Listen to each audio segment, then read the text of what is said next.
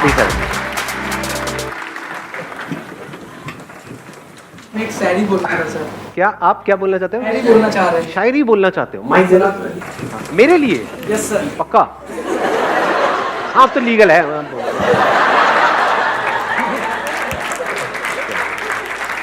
Sir ये मेरे लिए बहुत स्पेशल दिन है कि मैं आपके सामने खड़ा हूँ, लेकिन मैं आपके लिए शायरी डेडिकेट करता हूँ। वो याद नहीं करते हम भुला नहीं सकते, वो हंस नहीं सकते हम रुला नहीं सकते, हमारे संदीप सर इतने महान हैं कि वो हम बता नहीं सकते और आप जता नहीं सकते। क्या बात है!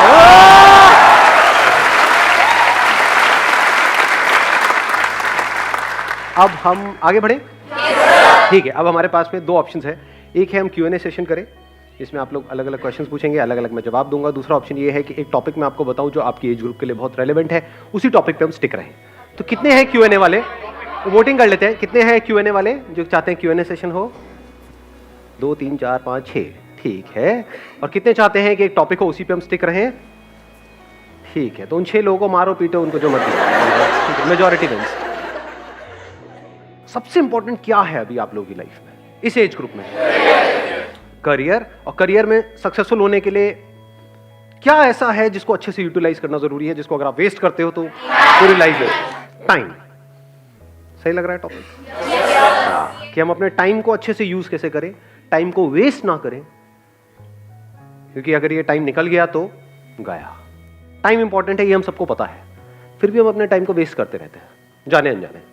ऐसा क्यों होता है? सबसे मेन रीज़न तो मुझे लगता है कि आजकल टेक्नोलॉजी जिसको ढंग से यूज़ नहीं करते हम, फॉर एग्जांपल इंस्टाग्राम और फिर यूट्यूब मतलब मेरी तरफ इशारा क्यों कर रहे हो? मतलब सिर्फ मैं ही टाइम खराब कर रहा हूँ आपका वहाँ पे? वो तो खराब नहीं होता ना, वहाँ यूटिलाइज हो रहा है। So what you are saying is कि एक जो सबसे बड़ा रीजन आ रहा है निकल करके, दैट इज टेक्नोलॉजी। यानी अगर टेक्नोलॉजी को भी और स्पेसिफिक किया जाए, सोशल मीडिया। ऐसा नहीं है कि हम मतलब टेक्नोलॉजी इन द सेंस कि मोबाइल पे अगर हम चाहें तो बहुत कुछ अच्छी चीजें भी पढ़ सकते हैं अपने करियर से रिलेटेड या और चीजों से, वो हम नहीं करते हैं। वो नहीं करते हैं, वेले काम करते हैं जिसका हमारे करियर से, हमारे ड्रीम से, गोल से कोई कनेक्शन नहीं है दूर दूर तक। And second is personal distractions, as we all know. सभी को पता है। वो मैं समझा नहीं क्या? Love life. लव लाइफ समझ गया था मैं, वैसे ही देख रहा था कि आप क्या बोलोगे, कैसे एक्सप्रेस करोगे। Let's give a big hand for her. Thank you sir. नहीं। तो अब इसका क्या सोल्यूशन है इस प्रॉब्लम का, जो इन्होंने एक प्रॉब्लम बताई, सोशल मीडिया। तो सोशल मीडिया से हम कैसे बचें? Because it is addictive. कुछ स्टडीज हुई हैं जहां से निकल करके आ रहा है, it is as addictive as alcohol and tobacco. और ये कोई इल्यूजन नहीं है, ये कोई मेरी थ्योरी नहीं है, ये फैक्ट है। कितने लोग हैं सोशल मीडिया पे? और सिर्फ यहां पर नहीं, कितने लोग हैं, मतलब हजारों हैं, लाखों हैं, करोड़ों हैं, ये ऑलमोस्ट पूरी की पूरी दुनिया है, ऑलमोस्ट सब है। और कितने कितने घंटे वहां पर स्पेंड कर रहे हैं? मिनिमम 2 से 3 घंटे मिनिमम। अगर एवरेज भी बोलूं तो 3 घंटे। इस 3 घंटे की रिटर्न क्या है? जीरो है, माइनस में है। इस सच को देख पा रहे हो?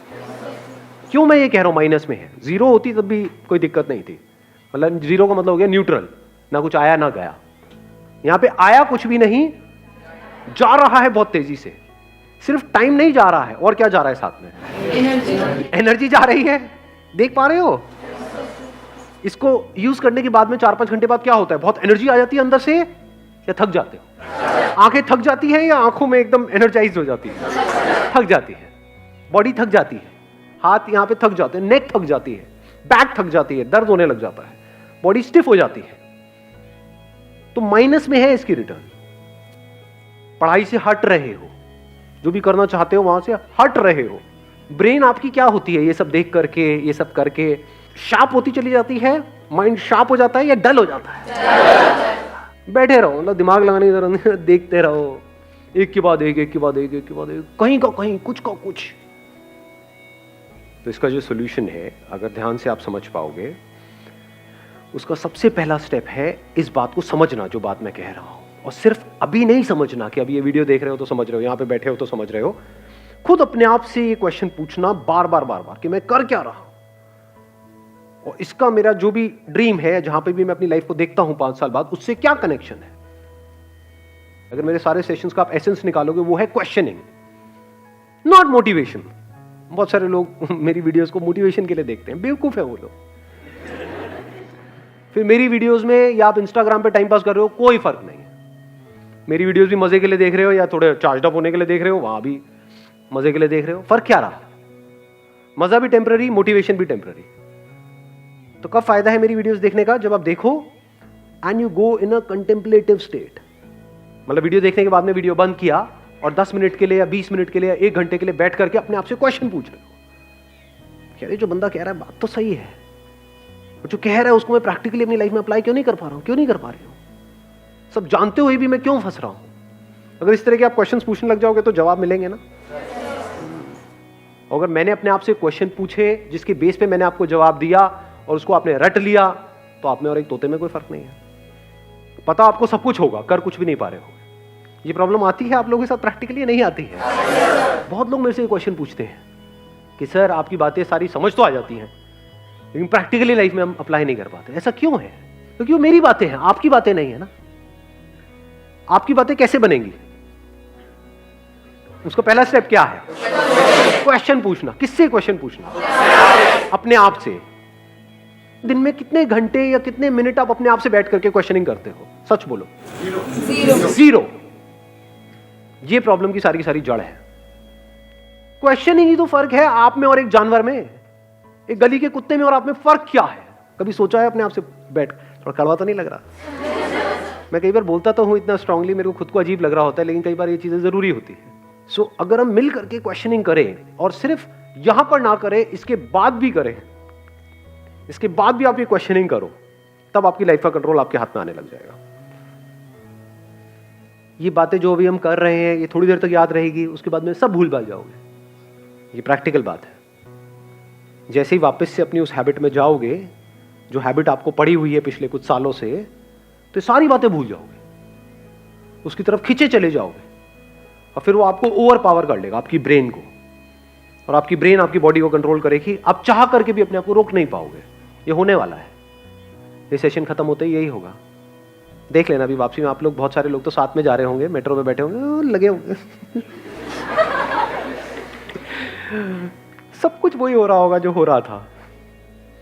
जो आप कर रहे थे यहां पर आते वक्त, वही जाते वक्त हो रहा होगा। Real problem procrastination. क्या रियल प्रॉब्लम प्रोक्रेस्टिनेशन है, या रियल प्रॉब्लम ये है कि एक सेंस ऑफ अर्जेंसी हमारे अंदर नहीं है?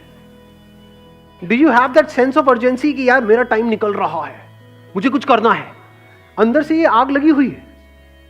सच बोलो अपने आप से। Do you have that fire? अगर होगी तो फिर तो ये सोशल मीडिया पे हावी हो ही नहीं सकता ना। ये आपको ओवर पावर नहीं, कुछ भी आपको ओवर पावर नहीं कर सकता। डिस्ट्रैक्शन जीरो हो जाते हैं। मैं क्या करता हूं प्रैक्टिकली, मेरा फोन है किसी के पास में? मेरा किसके पास में दिखाना है? सबसे महंगा फोन है वर्ल्ड का, उससे ऊपर कोई है ही नहीं। ये मेरा प्यारा सा फोन है। अरे उल्टा था। Largest screen, best touch, 1000 pixel camera. कुछ है ही नहीं, क्या करोगे? ये मेरा फोन है, बट मेरे पास में एक और फोन भी है। वो अपने पास में नहीं रखता हूं वाला फोन, मेरे पास में ये वाला फोन रहता है। बट कभी कुछ इंपॉर्टेंट काम करना है, कोई एकदम से ईमेल आ गई है, कुछ आ गई, तो उस फोन को मैं ऑन करता हूं, फटाफट से वो काम करता हूं, ऑफ करता हूं, रख देता हूं। अब ये किसने किया है? मैंने किया है, अपने लिए किया है, जबकि मेरे को इसकी जरूरत नहीं है। अगर एक्चुअल में आप समझोगे तो आप किस लिए करना चाह रहे हो? अपने करियर के लिए। जबकि एक्चुअल में देखा जाए तो कौन है यहाँ पर जो कहेगा कि मेरा करियर बड़ा कमाल का सेट हो गया है जी, मैंने कर लिया जो कुछ करना था मुझे लाइफ में फाइनेंशियली? है कोई? एनीबडी? मैं तो हूं। करियर में जहां तक भी आप जो भी सोच सकते हो उससे बहुत बड़ा कुछ मैं ऑलरेडी कर चुका हूं। अगर आज मैं पूरा दिन भी बैठ करके मोबाइल पे टाइम पास करता रहूं, मुझे फाइनेंशियली कोई फर्क नहीं पड़ने वाला है, फिर भी कर रहा हूं। और आपको करना चाहिए, फिर भी आप नहीं कर रहे हो ना। घोचू ये होते हैं प्योर घोचू, तो कोई इंप्योरिटी है ही नहीं। समझे? करना किसको चाहिए, कर कौन रहा है? मतलब मुझे एक्चुअल में इसकी जरूरत नहीं है, फिर भी मैं कर रहा हूं। क्यों? सोचो, थोड़ा सा दिमाग लगाओ। Importance of time. Importance of time.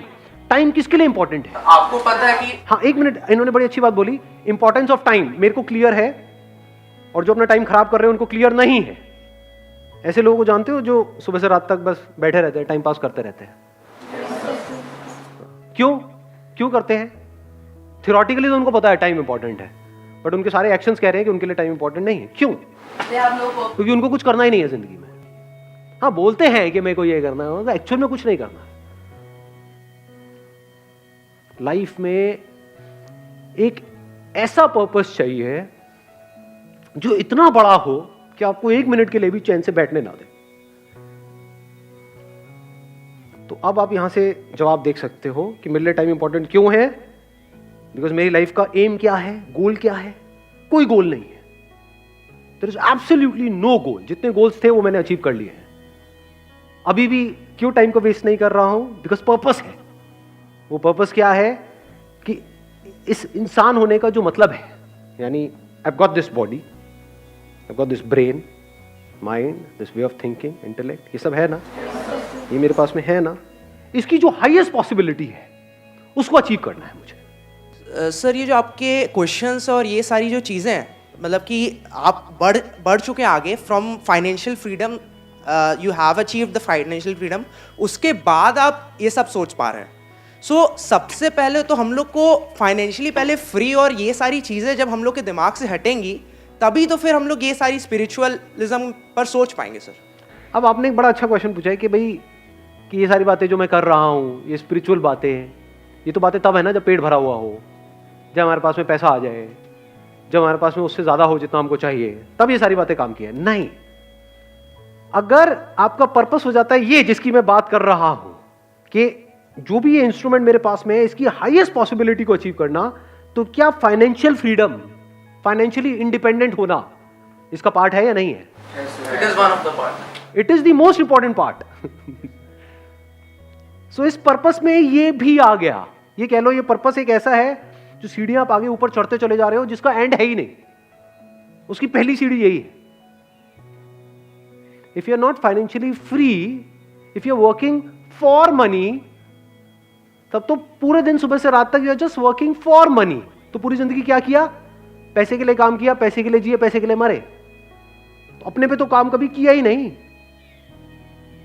तो इसको अलग मत करो। यही हमारी सबकी प्रॉब्लम है। अभी हुआ क्या है, जिस तरह का हमारा एजुकेशन सिस्टम है, हमने इन दो चीजों को अलग अलग कर दिया है। यानी स्पिरिचुअलिटी को, spirituality is nothing but understanding of life, understanding of how your brain works, how your body works. It is not the last step. यही प्रॉब्लम हुई है। अभी आप लोग क्या सोचते हो कि अभी हमारी एज है 18-19 साल, अभी क्या जरूरत है? ये पैर कब्र में लटके पड़े होंगे, 70 साल के हुए पड़े हैं, सुनाई दे नहीं रहा है, तब आगे कुछ चल रहा। हाँ, क्या बोल रहे हो? अरे क्या खत्म हो गया क्या? देखा ऐसे लोगों बैठे हुए, समझ आ रहा है उनको कुछ ना जी? तो understanding of life, understanding of yourself, understanding of your body, your mind, your intellect, understanding of how things work, हर चीज को बारीकी से समझ लेना कि अगर मैं ये काम कर रहा हूं तो इसकी वजह से क्या होने वाला है अगले 5 साल बाद। जो मैं बनने की सोच रहा हूं, वो जो लोग बन चुके हैं, क्या उनकी लाइफ बहुत कमाल की है? उनकी जिंदगी अगर झंड है तो मैं ये काम क्यों कर रहा हूं?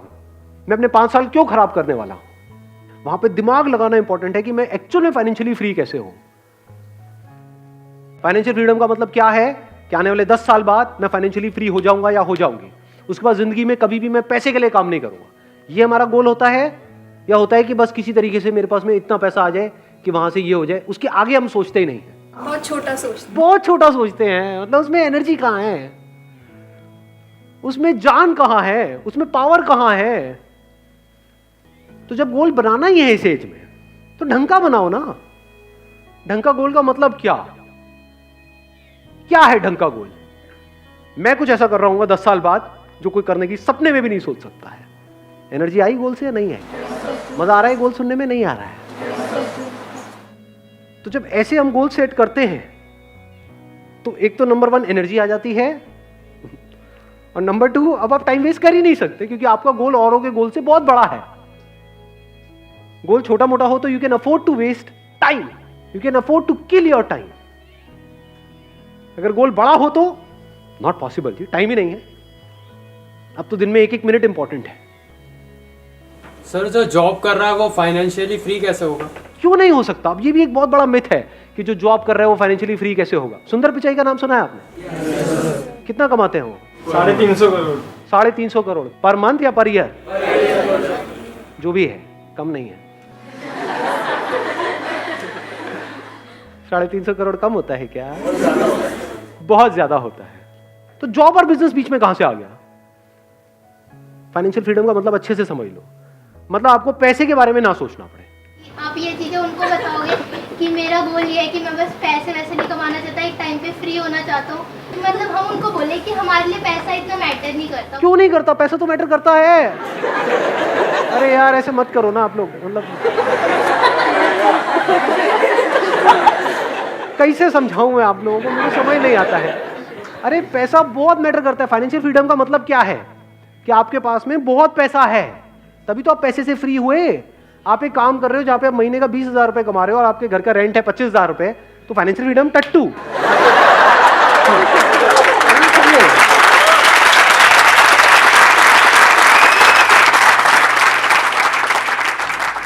कुछ भी करने से पहले आपको पैसे की टेंशन ना हो। मतलब अगर आप किसी रेस्टोरेंट में जाओ तो आप राइट साइड में ना देखो, लेफ्ट साइड में देखो। सिंपल करता हूं। 250 रुपये, 180, 170, 5 रुपए अब भैया पापड़ नहीं, पापड़ नहीं। कभी भूल के भी ये मत समझ लेना पैसा इज नॉट इंपॉर्टेंट। अगर पैसा नहीं है आपके पास में तो ये सारी बातें जो मैं कर रहा हूं वो सब बेकार है। मैं क्या कह रहा हूं, गोल सेट करना ही है तो ढंग का गोल सेट करो ना। Discover the highest possibility, the highest potential of this. मैंने दिस तो कर दिया, मेरा मत डिस्कवर करने लगा। बैठ करके मेरे को देख रहे हो, मेरे सर ने कहा था दिस। सर आप कितने अच्छे हो, आप कितना अच्छा बोलते हो, सर आई लव यू, ये वो ऐसे फुद्दू काम नहीं करते। दिस मतलब this to achieve the highest possibility of this. ये पर्पस कभी भी अचीव नहीं होने वाला है, लेकिन मजा बड़ा आने वाला है। लास्ट मोमेंट भी जब होगा ना, मतलब ऐसा अंदर से पर्सनालिटी ऐसी बनती चली जाती है कि अगर एक्चुअल में आपको पता है कि हाँ मौत सामने खड़ी है और अब कुछ नहीं हो सकता है। एक बिल्डिंग में हो और पता है भूचाल आ रहा है, अब जब तक बाहर जाएंगे तब तक तो कांड ही हो जाएगा। बैठ करके देख रहे हो सब कुछ हिल रहा है, मरने वाले हैं, मरो, उसको भी देख रहे हो। So that is part of this purpose. Not just life, even death is the part of this purpose to discover the highest possibility of it. ज्यादा हो गया थोड़ा सा, कभी कभी होना चाहिए। Wish you all the very best. Thank you so much for coming.